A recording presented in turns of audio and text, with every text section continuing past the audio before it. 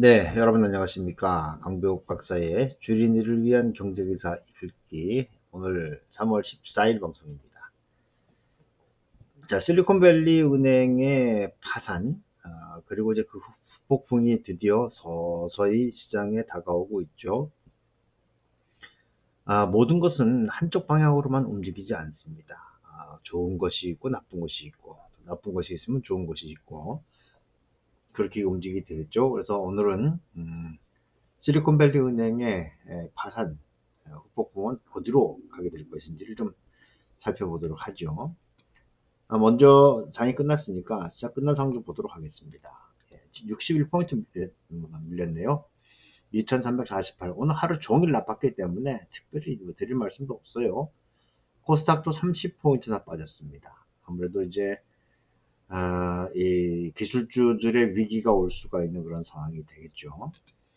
외국인이 6,397억을 순매도했어요. 코스닥도 갖다 셀 팼고, 아마 안전자산 소모 현상이 좀 벌어지고 있는 것이 아닌가, 이렇게 생각이 듭니다. 수급 동향을 보면 외국인 투자가들은 이제 팔고 있다고 봐야 되겠죠. 판다, 팔어, 이렇게 봐야 될 것 같고, 전체적으로 수급 상황을 보면 뭐 인덱스를 팔았다라고 봐도 무방한 그런 상황들이 되겠습니다. 차트는 뭐 다 망가졌죠, 이제. 일봉은 60일 밑으로까지 떨어져 버렸고, 120일도 깨고 내려갔네요. 주봉도 지금 20주봉을 노란색, 이걸 지지했어야 되는데 밀려 내려갔습니다. 월봉도 좀 마찬가지 상황이 되어버렸죠. 다시 60일, 120일, 60주, 120, 60개월, 120개월 그 안으로 들어가 버렸다. 그렇죠? 오늘 뭐 전업종이 다 밀려내려갔고 시가총액 상위 종목들 보면 뭐 우후죽순입니다. 올라간 것은 인버스하고 에코프로, SM, 그리고 카카오페이, 넷마블 두고 되고 나머지들은 뭐 아주 저기 이 험한 그런 꼴을 보여줬고요. 코스닥도 에코프로하고 현대바이오 요거 제외하면은 다 밀려내려갔습니다. 코난 테크놀로지, 이어플로, 하이드로리튬 등등등등등등등등. 뭐 코스피도 마찬가지 상황이 되는 거죠. 예. 자, 어찌됐든 시장은 상당히 좀 어려운 그런 국면을 지나간다. 테마는 볼 것도 없습니다. 특징적인 것은 원유 가격이 내려갔고 달러 인덱스도 하락했겠죠. 왜냐면 자국 내에 금융 시스템이 좀 문제가 되고 있기 때문에 그런 것이고, 국제 원유 가격, 금값이 올라가는 걸로 봐서는 아무래도 불안하다. 그렇죠? 환율은 더 말씀드릴 거 없고, 금리들은 내려왔어요. 이제 미국의 금리 인상은 물거나 간 것으로 보여집니다. 자, 오늘 이제 CPI가 발표되는데, CPI는 누굽니까? 바이든이, 먼저, 말을 해버렸잖아요. 잘 나올 것이다. 잘 나온다라고 하는 건 뭐냐면, 잘 제어되어서 나올 것이다. 이런 얘기를 한 겁니다. 자, 이제 문제는 이제 어디로 가느냐 하는 거예요. 기사들을 하나씩 쫓아가보죠. 자, 코스피, 실리콘밸리 은행 사태 여파로 2.5% 급락. 자, SVB 파산에 이어 뉴욕 본부에 둔 가상화폐 전문 은행 시그니처 은행까지 파산하면서, 다른 지역도 붕괴됐고, 실버게이트도 그렇고, 그쵸? 아무래도 소비자 물가 지수에 대한 이야기들도 이제 그렇게 됐다 하는 것이고, 하루 뒤늦게 덮친 SVB 폭풍, 외국인 매도 폭탄에 급락했다. 아무래도 실리콘밸리 파산 이슈가 단기간에 끝날 요인은 아니라고 보는 시각들도 있습니다. 그리고 그러다 보니까 지금 이제 아이러니하게도 국채가 일으킨 사태라고 하는 것은 SVB가 살 수 있는 게 국채밖에 없어요. 장기 국채밖에 없었어요. 그러다 보니까 이제 금리가 올라가니까 그것 때문에 이제 듀레이션 브리치가 일어나게 되고, 그러면서 이제 자산의 가치가 채권의 가치 밑으로 내려가면서 이게 이 뱅크런이 발생한 그런 건데, 그러다 보니까 위험하니까 다시 국채가 가는 거죠. 방법이 없는 그런 상황이 되겠고요. 자, 그러면서 금리 동결 기대가 되는 거죠. 국고채 금리는 2008년 이후 최대폭으로 내려갔는데 우리만 내려간 게 아니에요. 우리만 내려간 게 아니고 미국도 60bp나 내려가는 그런 상황들을 보여줬습니다. 자, 그렇다면 지금 미국의 이번 3월 22일에 있는 FOMC의 상황은 어떻게 됐냐? 어제 우리도 이제 계속 확인 나가고 있는 거죠. 지금은 동결이 41.7, 25bp가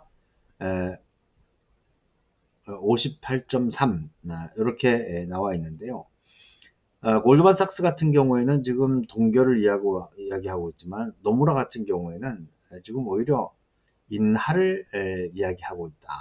이렇게 이야기들이 되고 있는 그런 상황이고요.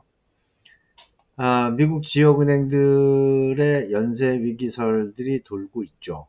왜냐하면 이 금융이라고 하는 것은 굉장히 빠른 속도로 전염이 됩니다. 그래서 이제 그걸 막기 위해서 옐런 의장은 지금 구제금융이 없다라고 얘기했지만 지금 이제 예금보험에 들지 않은 것까지도 전부 다 해줬다는 거 아니겠습니까? 저기 보장을 다 해주겠다고 하는 거니까 실질적으로는 지금 돈이 들어가고 있는 그런 상태로 봐야 되는 것이죠. 자, 그렇다면 여기서 우리가 이제 고민해 봐야 되는 부분들이 있어요. 일단은 미국 쪽에서는 지금 시스템 리스크를 최소화하기 위해서 굉장히 발빠르게 움직이고 있는 그런 상황인데,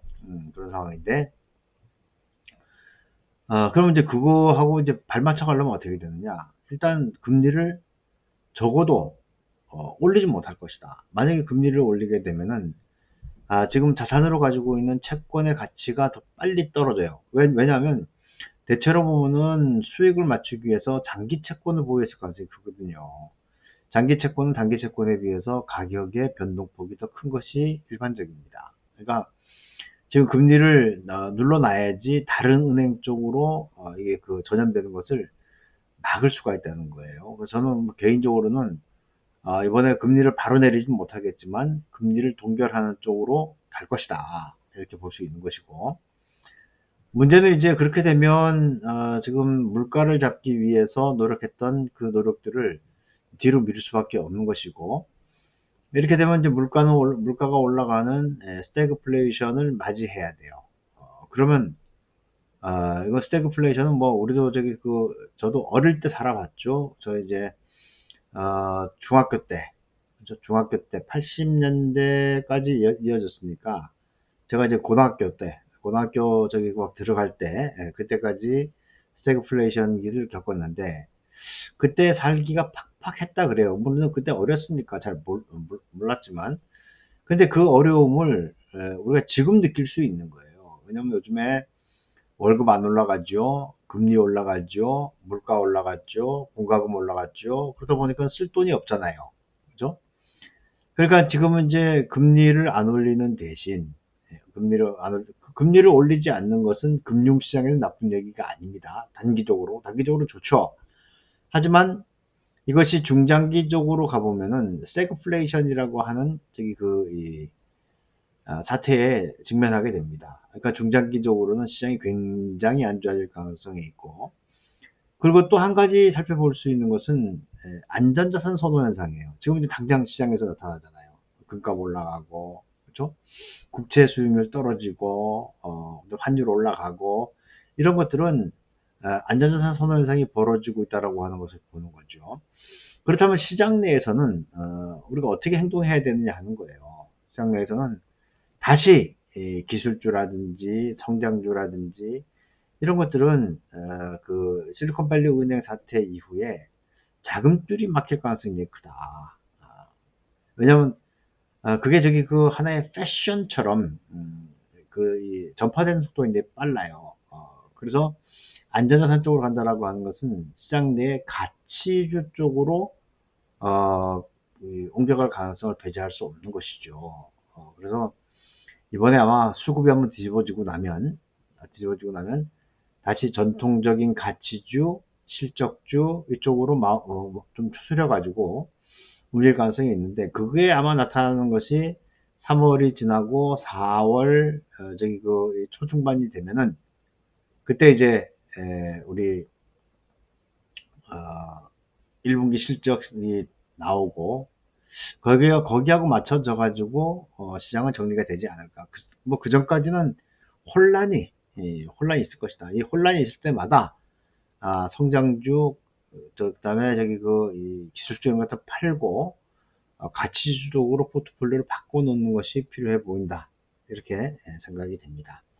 하지만 아직까지 실리콘밸리 은행의 이 폭풍이 찻잔 속의 태풍일지 아니면 토네이도가 돼서 불어올지는 아직은 잘 모르겠어요. 왜냐면 워낙 많은 돈이 풀려 있고, 그리고 그것이 긴축을 통해서 지금 빨아들이고 있는 상태에서 맞이한 거기 때문에 여파가 클 수도 있고 작을 수도 있고, 하지만 지금 자산 가격에 껴있는 버블을 생각해 본다면은 쉽게 끝날 것 같지는 않다.